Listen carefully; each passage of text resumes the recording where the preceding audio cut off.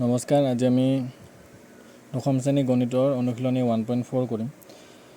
তো 1 নম্বৰ প্ৰশ্নটো চোৱা কি দিছে, দীৰ্ঘ হৰণ নকৰাকৈ তলত উল্লেখ কৰা পৰিমেয় সংখ্যাবোৰৰ কোনবোৰৰ দশমিক বিস্তৃতি পৰিসমাপ্ত সাৱধি নাইবা কোনবোৰৰ নিৰৱধি পৌনঃপুনিক দশমিক বিস্তৃতি থাকিব বৰ্ণনা কৰা। আমাক এইবোৰ কি কৰিব দিছে, দীৰ্ঘ হৰণ নকৰাকৈ আমি ক'ব লাগে যে কোনবোৰৰ দশমিক বিস্তৃতি পৰিসমাপ্ত বা সাৱধি আৰু নহ'লে নিৰৱধি বা পৌনঃপুনিক বুলি আমাক দেখাব দিছে। তো এতিয়া আমি এইটো কেনেকৈ কৰিম, 1 নম্বৰটো চোৱা। 1 নম্বৰটো আমাৰ আছে 13/3125। এতিয়া তলৰটোকৈ হৰ আৰু ওপৰটো কি লব। তো আমি কি কৰিম, এই তলৰটোত আমি মৌলিক উৎপাদকীকৰণ ল'ম। হৰ মানে এই তলৰটো 3125ৰ মৌলিক উৎপাদকীকৰণ।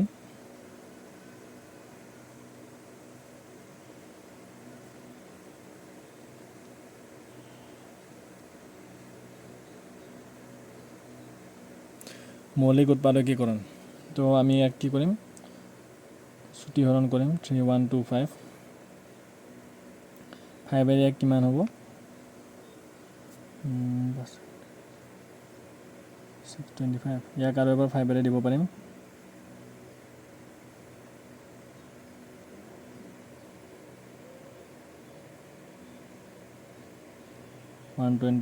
আৰু এবাৰ 5 যাব 5। এতিয়া আমি ইয়াত 5 কেইটা পালোঁ, আমি 5টা পাইছোঁ। তো আমি কি কৰিম, ইয়াক 3125 ইকুৱেল ইয়াক কি লিখিব পাৰিম, আমি 5 to the power 5।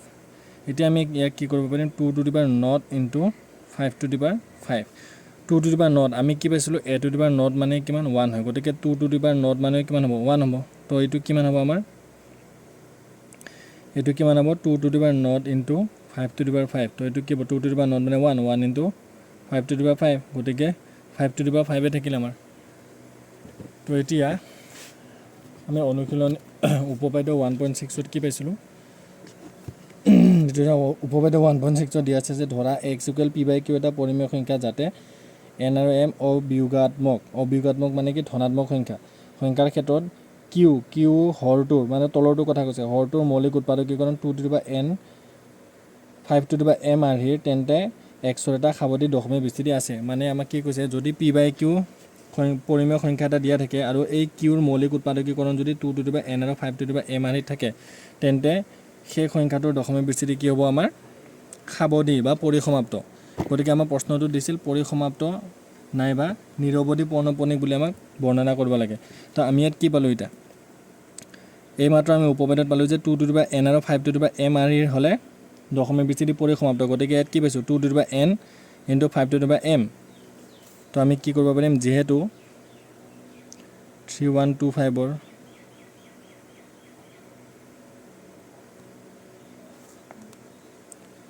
মৌলিক উৎপাদকীকৰণ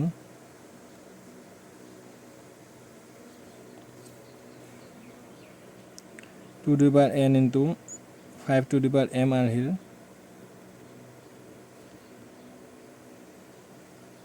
গতিকে 13/3125ৰ দশমিক বিস্তৃতি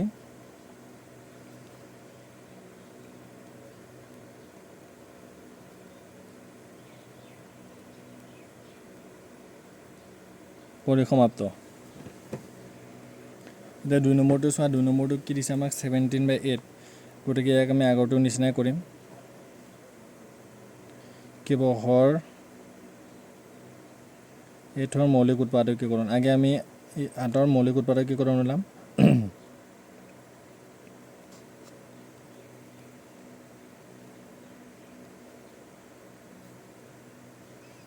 8ৰ মৌলিক উৎপাদকীকৰণ কিমান পাম আমি, তো গতিকে এতিয়া আমি কি লিখিব পাৰিম, 8 = 2 to the power কিউব। এতিয়া আমি আগৰটোত কি কৰিছিলোঁ, আগৰটোত চোৱা 2 to the power n আৰু 5 to the power m আৰ্হিত লৈ যাবৰ কাৰণে 2 to the power not into 5 to the power m 5 to the power 5 লিখিছিলোঁ। 2 to the power not কিয় লিখিছিলোঁ, কাৰণ আমি ইয়াতে মৌলিক উৎপাদকীকৰণ কৰোঁতে ইয়াতে 2 এটাও পোৱা নাই, গতিকে আমি সেইকাৰণে 2 to the power not দিছিলোঁ। সেনেকৈ ছেম ইয়াতে আমি কি কৰিম, ইয়াতে আমি 5 পোৱা নাই গতিকে আমি কি লিখিব পাৰিম 2 cube into 5 to the power not 5 to the power not মানে কিমান 1 হৈ যাব আমাৰ তো গতিকে একেটাই থাকিব এতিয়া আমি এইটো কি আধিত হ'ল আমাৰ 2 two the power n into 5 to the power m আধিত হৈ গ'ল আৰু আমি উপপাদ্যত কি পাইছিলোঁ যদি 2 two the power n into 5 to the power m আধিত হয় তেতিয়া দশমিক বিস্তৃতি পৰিসমাপ্ত যিহেতু 8ৰ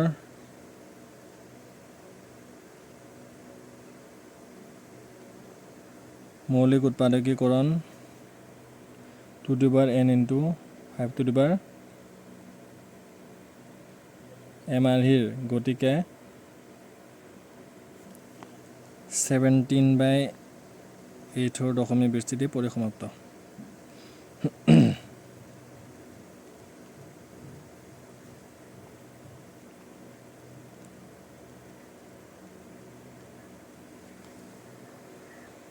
এটা 3 নম্বৰটো চোৱা 64/455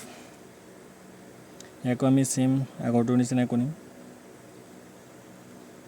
হৰ 455ৰ মৌলিক উৎপাদকীকৰণ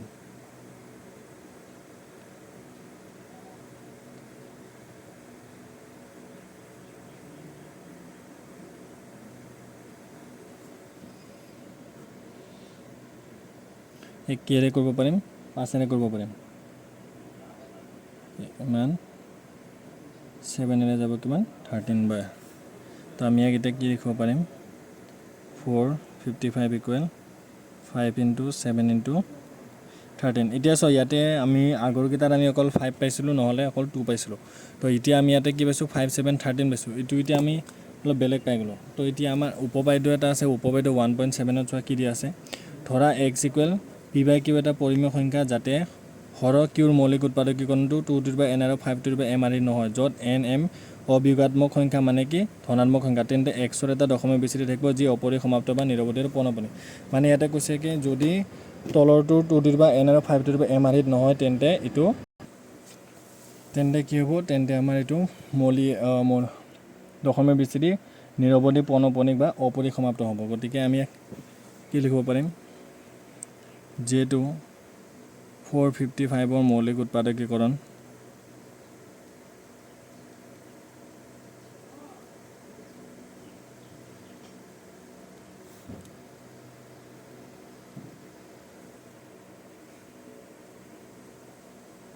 two to the power n 5 to the power m আদিৰ নহয়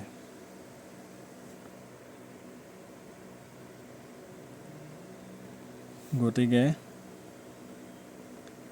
64/455ৰ দশমিক বিস্তৃতি অপৰিসমাপ্ত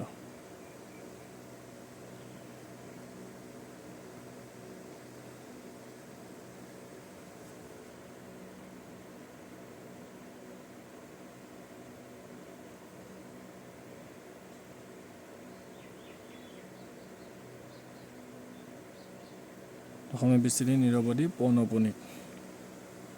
এটা 5 নম্বৰটো চোৱা 5 নম্বৰটো কি দিছে আমাৰ 15/1600 গতিকে ইয়াকো আমি সেম আগৰটো নিচিনাই কৰিম 1600ৰ আমি আগে মৌলিক উৎপাদকীকৰণ কি হ'ব ইয়াৰ 800 এইটো কিমান 400 পাম 200 100 50 25 তো ইয়াতে আমি এইটো কি পালোঁ 3 4 5 1600 ইকুৱেল কি লিখিব পাৰিম 2 two the power 6 into 5 square এতিয়া এইটো চোৱা কি ক'ত আছে 2 two the power n into 5 to the power m আদিত আছে গতিকে আমি কি হ'ব এইটো এই সংখ্যাটো আমাৰ দশমিক বিস্তৃতি কি হ'ব পৰিসমাপ্ত এতেকে 15/1600ৰ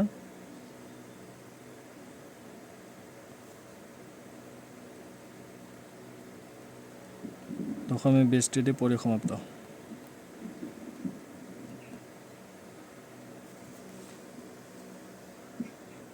এতিয়া নেক্সট 5 নম্বৰটো কি দিছে 29/343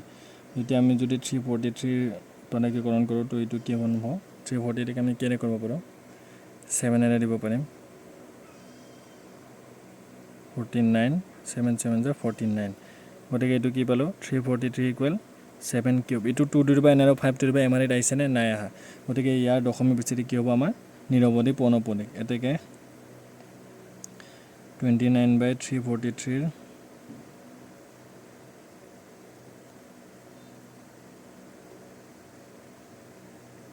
দশমিক বিস্তৃতি নিৰৱধি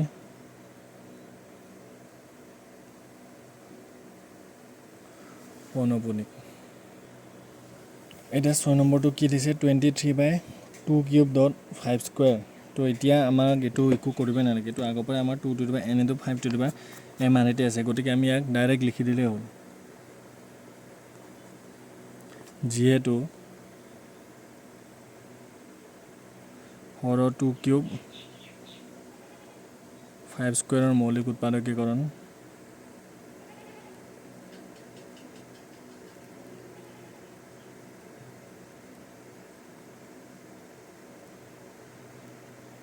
মৌলিক উৎপাদকীকৰণ 2 two the power n 5 to the power m আহিল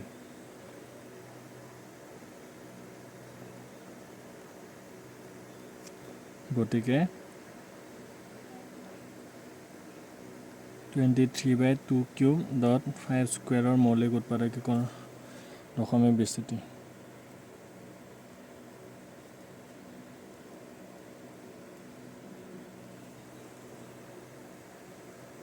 পৰিসমাপ্ত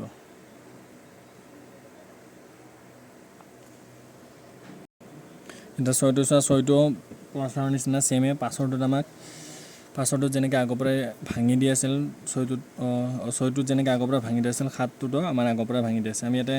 গম পাইছোঁ যে এইটো 2 two the power n 5 to the power m আহি নহয় তো আমি ইয়াক ডাইৰেক্ট লিখি দিলে হ'ল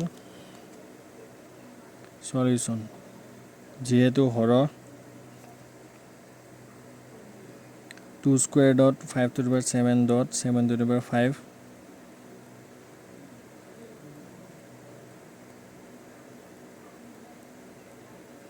মৌলিক উৎপাদকীকৰণ 2 two the power m 5 to the power m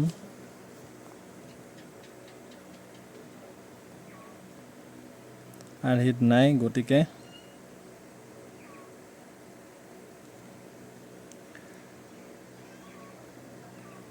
কি হ'ব 129/2 square dot 5 to the power 7 dot 7 two the power 5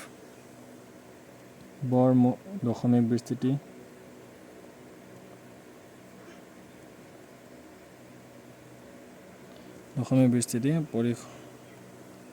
নিৰৱধি পৌনঃপুনিক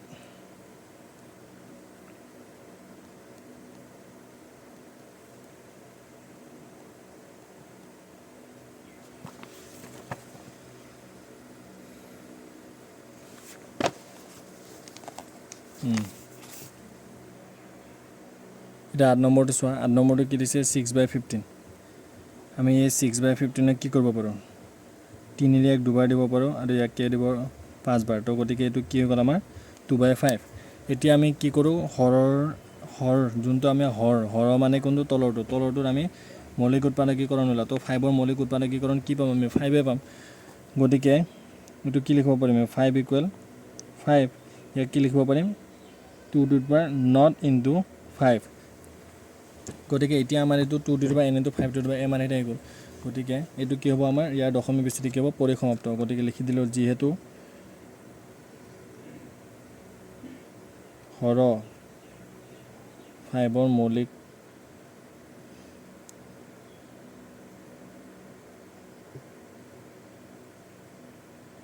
মৌলিক উৎপাদকীকৰণ 2 two the power n 5 to the power m আৰহিত আছে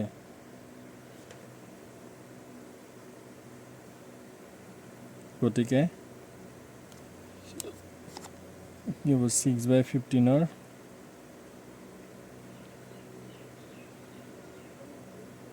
দশমিক বিস্তৃতি পৰিসমাপ্ত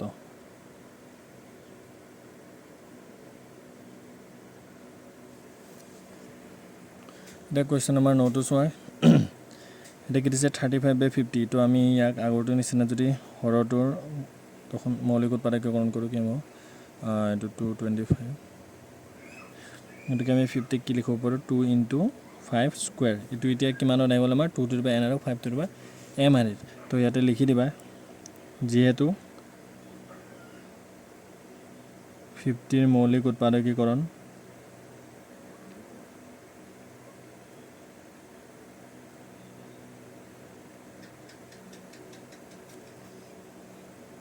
2 to the power n 5 to the power m আৰ্হিত আছে গতিকে 35/50 দশমিক বিস্তৃতি পৰিসমাপ্ত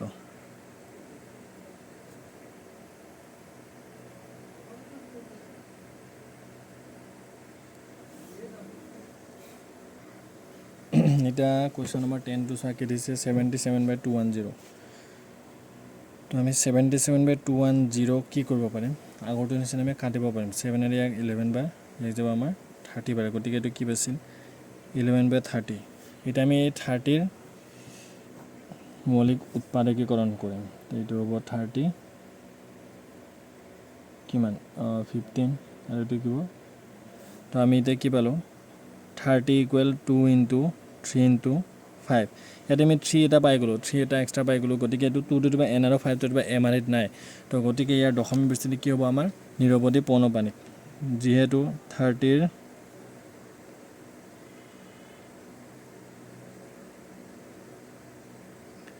মৌলিক উৎপাদকীকৰণ 2 to the power n 5 to the power m আৰ্হিত নাই গতিকে কি হ'ব 77/210 ৰ দশমিক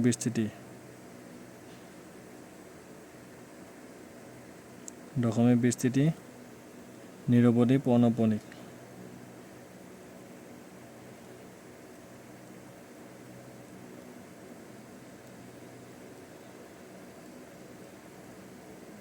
গতিকে আজিৰ কাৰণে এইখিনিয়ে